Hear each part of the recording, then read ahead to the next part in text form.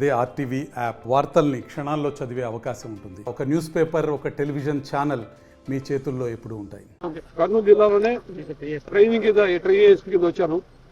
ఇవాళ కొన్ని జిల్లాలు చూసుకుంటూ ఈ జిల్లాకి రావటం, ఇక్కడ జిల్లా అధికారులతో మాట్లాడటం, నా ట్రైనింగ్ స్టార్ట్ అయిన రోజు నుంచి ఒకసారి గుర్తు చేసుకోవడం, ఇక్కడే కర్నూలు తాలూకు పోలీస్ స్టేషన్లో ట్రైనింగ్ అయ్యాను, అది గుర్తు చేసుకోవడం జరిగింది.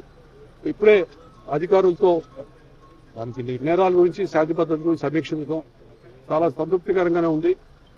అఫ్కోర్స్ 2-3 రోజుల్లో బహుశా ఎస్పీ గారు కూడా ట్రాన్స్ఫర్ ఆయన వెళ్ళిపోతున్నారు.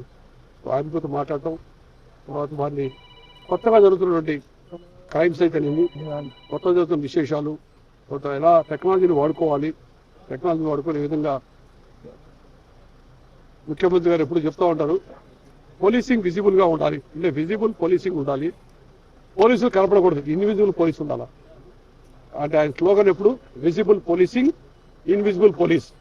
అంటే చాలా మోడర్న్ కంట్రీస్ లో ఉండే విధంగా పోలీసు ఉండాలని చెప్పారు. ఎట్లా అంటారు, దానికి సంబంధించిన విధంగా టెక్నాలజీని ఏ విధంగా వాడుకోవాలి, ఎక్కువ మ్యాన్ పవర్ ని రోడ్డు మీద కనిపించాల్సిన అవసరం లేకుండానే రిజల్ట్స్ ఎలా తెప్పించాలి అనే విషయంలో కొన్ని విషయాలు వాళ్ళకి మెలకులు అయి చెప్పడం జరిగింది.